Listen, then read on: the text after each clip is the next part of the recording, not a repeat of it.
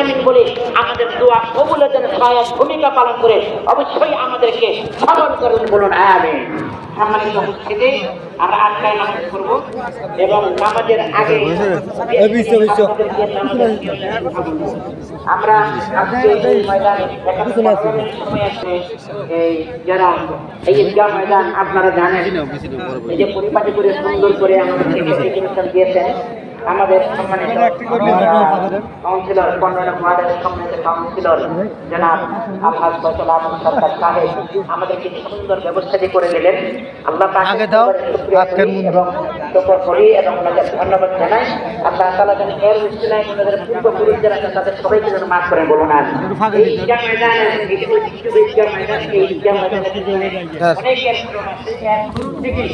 একবারে যে বাসাটা দুবার ক্লাস থেকে দুবার ক্লাসের তারা এটাকে আরো